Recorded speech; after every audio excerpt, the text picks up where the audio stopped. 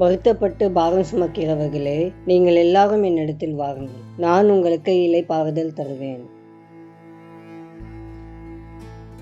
வாழ்க்கையில் நீங்கள் சோர்வாகவும் விரக்தியாகவும் இருக்கும் வேளைகளில் கூட ஆண்டவர் உங்களை அன்பாக பார்த்து கொண்டேதான் இருக்கின்றார் என்பதை நினைவில் கொள்ளுங்கள். நீங்கள் சுமக்கும் எல்லா பாரங்களையும், நீங்கள் சிந்தும் எல்லா கண்ணீரையும், உங்கள் மனதை வேதனைப்படுத்தும் எல்லா எண்ணங்களையும் அவர் அறிந்திருக்கிறார். அவருடைய அன்பும் அரவணைப்பும் என்றுமே மாறுவதில்லை. நீங்கள் சமாதானம் அடையவும் புதுப்பிக்கப்படவும் அவர் உங்களை அன்புடன் அழைக்கின்றார். நீங்கள் படும் வேதனைகள் எல்லாம் அவர் அறிந்திருக்கின்றார். நீங்கள் தனியாக அவைகளை சுமந்து வேதனைப்படுவதை அவர் விரும்பவில்லை. அந்த சுமைகளை அவர் சுமந்து கொண்டு உங்களுக்கு இளைப்பாறுதலை தருவதாக வாக்குத்தத்தம் பண்ணியிருக்கின்றார். அவர் மாறாதவர்.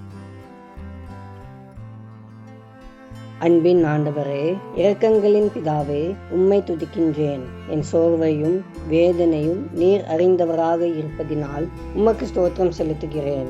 ஆண்டவரே, என்னுடைய பாரங்களையும் கவலைகளையும் உம்முடைய பாதத்தில் இறக்கி வைக்கின்றேன். உம்முடைய ஆவியினால் என்னை நிரப்பி புது பலத்தினாலும் உற்சாகத்தினாலும் நிரப்பும்படி ஜெபிக்கின்றேன்.